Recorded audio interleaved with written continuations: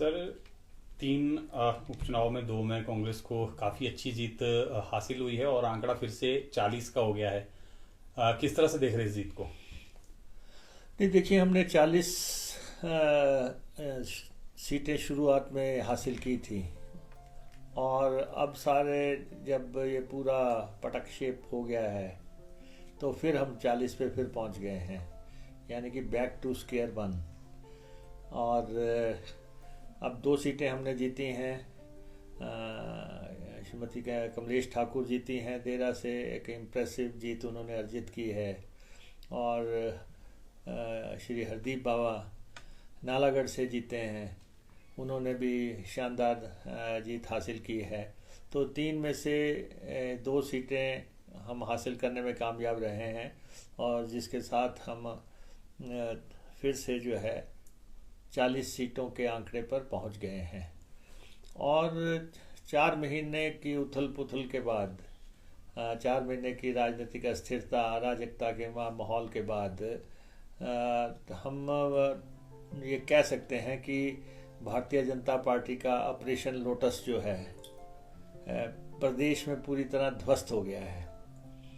Operation lotus, जो कि एक योजनाबद्ध तरीके से भाजपा प्रदेश में लाई थी और एक बहुत बड़ी साजिश प्रदेश सरकार के खिलाफ हुई थी और सरकार गिराने का पूरा ताना बाना बुना गया था। लेकिन प्रदेश की जनता ने अस्वीकार कर दिया। जो घटनाक्रम इसमें घटित होते चले गए कि कोशिश तो शुरुआत यहाँ से हुई थी कि राज्यसभा की सीट वो एक हासिल करके ले गए, और लेकिन पूरे प्रकरण में जो 9 एमएलए शामिल थे उनमें से 6 ने अपनी विधायकी गंवा दी। तो अब ये देखा जाएगा कि क्या खोया क्या पाया। 3 विधायक रिपीट कर सके, 9 में से 6 की एमएलएशिप जाती रही। कांग्रेस फिर से 40 के आंकड़े पे पहुंच गई और कांग्रेस की सरकार अब पूरी तरह स्थिर स्थायी सरकार है। लेकिन ये स्पष्ट हो गया कि इस देवभूमि के लोग, इस वीर भूमि के लोग दल बदल के बेहद खिलाफ हैं। और यहाँ के लोगों ने जो ये मंडी सजी थी विधायकों की, उस प्रणाली को पूरी तरह जो है अब अस्वीकार कर दिया। और हमारे एमएलएज ने काफ़ी इम्प्रेसिव जीत अर्जित की है। तो अब हम ये भारतीय जनता पार्टी से यही कहना चाहते हैं कि आपने सरकार गिराने का प्रयास किया और आप विफल हो गए। अब समय आ गया कि आपको हिमाचल प्रदेश की जनता से माफ़ी मांग लेनी चाहिए कि हम लालच में आ गए थे। हमने उस लोभ लालच में सरकार को गिराने का कोशिश की, और ख़ास तौर पे नेता प्रतिपक्ष जो इस घटनाक्रम के सारे साक्षी रहे, जो कि एक ब्रिज का काम कर रहे थे केंद्र और हिमाचल के बीच में, और जिन्होंने ये पूरी प्लानिंग की। और उनको चाहिए कि उनको जनता से माफ़ी मांग लेनी चाहिए, क्योंकि पहले वो कहते थे 4 जून को सरकार बन जाएगी, फिर वो कह रहे थे कि इन बाई इलेक्शंस के बाद, 3 बाई इलेक्शंस के बाद हम प्रदेश में सरकार बनाएंगे।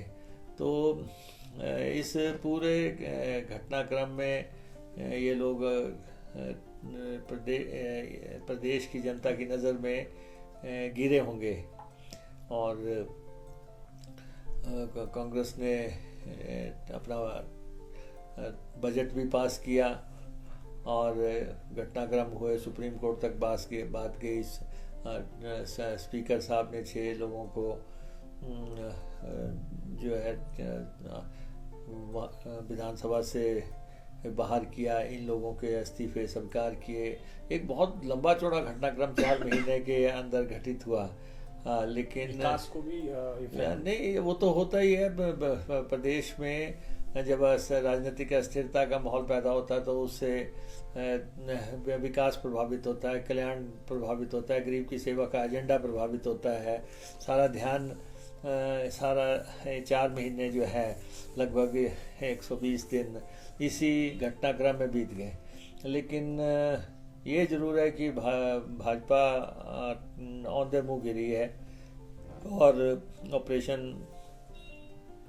लोटस का बहुत बुरा हशर हुआ है हिमाचल प्रदेश में। लगातार जयराम जी कह रहे हैं कि 6 CPS का रिजल्ट भी आएगा और उपचुनाव होंगे। क्या मान रहे आप थोड़ा बीजेपी को सबक लेना चाहिए जो ये नतीजे आए, क्योंकि देश भर में भी प्रदर्शन अच्छा नहीं है। समझता हूँ कि Jairam ji first time leader of opposition बने, हालांकि चीफ मिनिस्टर रहे हैं, तो मैं चाहूँगा जयराम जी कंस्ट्रक्टिव अपोजिशन की तरफ भूमिका निभाएं, रचनात्मक विपक्ष की तरफ अपना ध्यान केंद्रित करें। शॉर्टकट से सत्ता हासिल करने का योजना तो उन्होंने बनाई, लेकिन उस योजना में उनको बहुत नुकसान हुआ है। और आप देखें कि भारतीय जनता पार्टी ने के काडर ने ही एक्सेप्ट नहीं किया। जो लोग इन्होंने जिन लोगों के साथ मिलकर इन्होंने सरकार गिराने का प्रयास किया, या जिन लोगों को इन्होंने टिकट दिए, या जिन लोगों को ये पार्टी में लेके आए, हर जगह काडर ने तो विरोध कर दिया। भाजपा के काडर ने हर जगह जो ये मेहमान गए थे इनका विरोध किया है। तो वो भी एक बहुत बड़ा मसला था कि